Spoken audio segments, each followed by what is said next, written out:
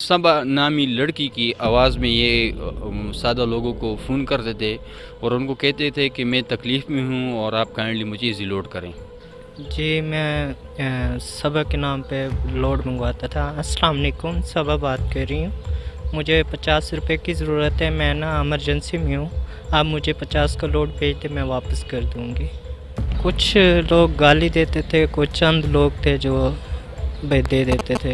एक unknown number से SMS आया था कि आपका अकाउंट एटीएम अकाउंट ब्लॉक हो चुका है और उसको एक दूसरा नंबर दिया गया था कि इस नंबर पे आप रब्ता करें, हम स्टेट बैंक से बात कर रहे हैं। प्रोफेसर साहब ने जब दूसरे नंबर पे रब्ता किया है तो उन्होंने इनको बातों में उलझा कर और इनसे सिक्योरिटी पिन जो होते हैं पासवर्ड वगैरह अकाउंट के वो इनसे लेकर तो चंद ही घंटों में इसके अकाउंट से 3 लाख रुपए दूसरे अकाउंट में शिफ्ट कर दी। उर्दू पॉइंट की वीडियोस देखने के लिए हमारा चैनल सब्सक्राइब कीजिए और बेल के आइकन पर क्लिक कीजिए ताकि आप हमारी तमाम आने वाली वीडियो से बाखबर रह सकें।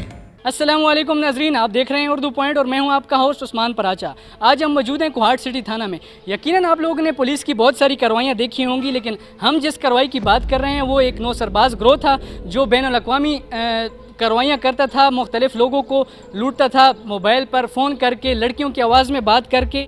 आए हम जानते हैं यहाँ के एसएचओ फयाज़ खान से कि वो इस कार्रवाई के बारे में क्या कहते हैं और ऐसे मुल्ज़िमान के बारे में क्या कहते हैं। ये एक हमारे प्रोफेसर साहब हैं, उन्होंने हमें थाने में एक रिपोर्ट दर्ज करवाई कि उन्हें एक अननोन नंबर से एसएमएस आया था कि आपका अकाउंट एटीएम अकाउंट ब्लॉक हो चुका है और उसको एक दूसरा नंबर दिया गया था कि इस नंबर पे आप रब्ता करें, हम स्टेट बैंक से बात कर रहे हैं।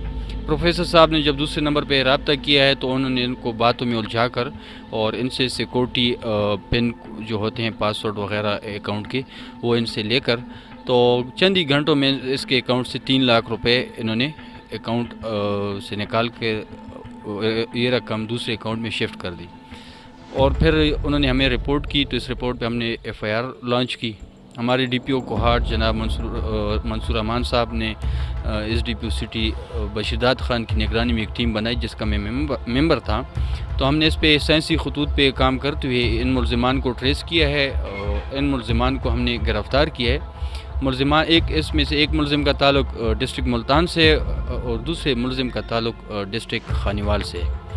जब हमने इनको अरेस्ट किया है तो इनसे 14 मुख्तलिफ़ सिम्स हमने रिकवर की हैं जो दूसरे लोगों के नाम पे रजिस्टर हैं। किसी का ताल्लुक सिंध में है, किसी का ताल्लुक बलूचिस्तान में और किसी का आज़ाद कश्मीर में। इसी तरह इनसे हमने 7 अदद मोबाइल रिकवर किए हैं और जो रकम इन्होंने अब जो हमारे रिपोर्ट कुनिंदा था जिनसे इन्होंने 3 लाख रुपए रकम अपने अकाउंट में ट्रांसफ़र करवाई थी वो भी हमने इनसे रिकवर किए। एसएचओ साहब, आप ये बताएं कि ये जो मुल्ज़िमान हैं ये किस तरीके से कार्रवाइयाँ करते थे, वारदातें जो करते थे उनका क्या तरीक़ाकार था? इसमें इन्होंने जो वारदातें की हैं उनमें चीज़ जो इन्होंने प्रोग्राम थे इनके वो 4 किस्म के थे। पहला जो ये लोग काम करते थे, पहले एक सबा, आप लोगों ने नाम सुना होगा, सबा नामी लड़की की आवाज़ में ये सादा लोगों को फ़ोन करते थे और उनको कहते थे कि मैं तकलीफ़ में हूँ और आप काइंडली मुझे इजी लोड करें और एसएमएस के थ्रू भी करते थे। एक ये हो गया। दूसरा, ये लोग इन लोगों ने इंडिया में भी काम किया है। इंडिया में एक बहुत मशहूर प्रोग्राम है उनका, कौन बनेगा करोड़पति स्कीम। तो उसमें इन्होंने व्हाट्सएप के थ्रू इंडिया में लोगों के साथ रब्ते करके उनके नंबर लेकर और उनके अकाउंट से काफ़ी लोगों को उन्होंने वहाँ पे इंडिया में भी टारगेट किया है और रकम बनाई है। इसी तरह जो तीसरा इनका प्रोग्राम था वो बेनज़ीर इनकम सपोर्ट प्रोग्राम था जिसमें ये लोगों को एसएमएस करते थे कि आपकी रजिस्ट्रेशन हो गई है, आपकी सिलेक्शन हो गई है, सो आपको बेनज़ीर इनकम सपोर्ट के प्रोग्राम के तहत अमाउंट दी जाएगी। तो उसमें रजिस्ट्रेशन फॉर्म का बहाना बनाकर बाज़ लोगों से 1500 रुपये और बाज़ लोगों से 2500 रुपये रजिस्ट्रेशन के बहाने ये अपने अकाउंट, इन्होंने फ़ेक अकाउंट बनाए हुए थे जेज़ मोबी कैश में, वहाँ पे इन लोगों ने वहाँ से रकम निकाली है। इसी तरह दूसरा जो सबसे बड़ा ये काम करते थे वो एटीएम का करते थे। लोगों को फ़ोन करके मैसेज करके कि आपके अकाउंट ब्लॉक हो गए, तो बाज़ लोग इनके झांसे में आ जाते थे और बाज़ लोग बच जाते थे। तो इन्होंने इस तरीके से इन 4 किस्म की मुख्तलिफ़ तरीके अपनाए हैं और लाखों रकम बटोरी है और मुख्तलिफ़ लोगों को पाकिस्तान में गिरदुनवा में मुख्तलिफ़ जगहों पे इन्होंने टारगेट चुने। इस मौके पर आप आवाम को क्या पैगाम देना चाहेंगे कि वो किस तरह ऐसे मुल्ज़िमान से बच सकते हैं? عوام سے تو صرف یہی اپیل ہے کہ دیکھیں آئے روز یہ معاملات ہو رہے ہیں. اگر آپ کو بینک حوالے سے کوئی چیز آتی ہے تو کائنڈلی کسی کو بھی آپ انفارمیشن نہ دیں.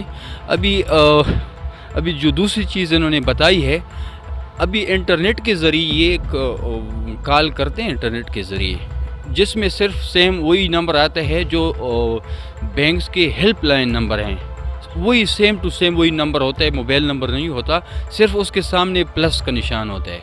تو کائنڈلی اگر آپ کو اس طرح سے کے نمبر سے بھی کال آتی ہے, کسی اور نمبر سے کال آتی ہے, تو کائنڈلی کسی کو بھی اپنی ڈیٹیل نہ دیا کریں, ان کے ساتھ بات ہی نہ کریں.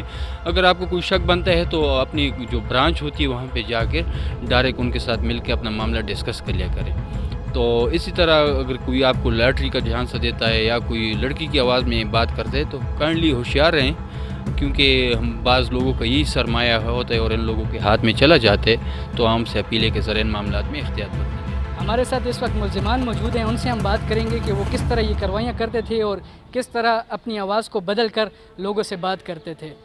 جی آپ بتائیں کہ آپ کس طرح اپنی وائس چینج کر کے اور لوگوں سے بات کرتے تھے؟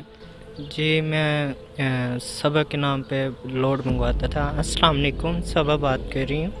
مجھے 50 روپے کی ضرورت ہے, میں نا ایمرجنسی میں ہوں, آپ مجھے 50 کا لوڈ بھیج دیں, میں واپس کر دوں گی. تو یہ آواز سن کے اور اس طرح باتیں کر کے لوگ آپ کو لوڈ بھجوا دیتے تھے؟ کچھ لوگ گالی دیتے تھے, کچھ چند لوگ تھے جو دے دیتے تھے, باقی گالی زیادہ ملتی تھی. اور آپ کون کون سے شہروں میں کاروائیاں کر چکے ہیں؟ یہ تو مختلف ہے بھائی, شہروں کا نہیں پتہ, نمبر ایسے ملا دیتے ہیں, شہر سٹی کا کوئی پتہ نہیں. جی ناظرین, تو جیسا کہ آج آپ لوگ نے ان ملزمان کی باتیں سنی اور یہاں کے موجود جو SHO تھے جنہوں نے اس کارروائی کر کے اور ان ملزمان کو اریسٹ کیے, ان کی باتیں سنی. عوام سے بھی اپیل ہے کہ وہ اس طرح کے ملزمان کا ساتھ نہ دیں, اور اگر اس طرح کی کوئی فیک کال آئے تو ان کو نجی معلومات نہ دیں, جس سے وہ بڑے نقصان سے بچ سکتے ہیں. اسی کے ساتھ ہی دیجیے اجازت. اللہ حافظ.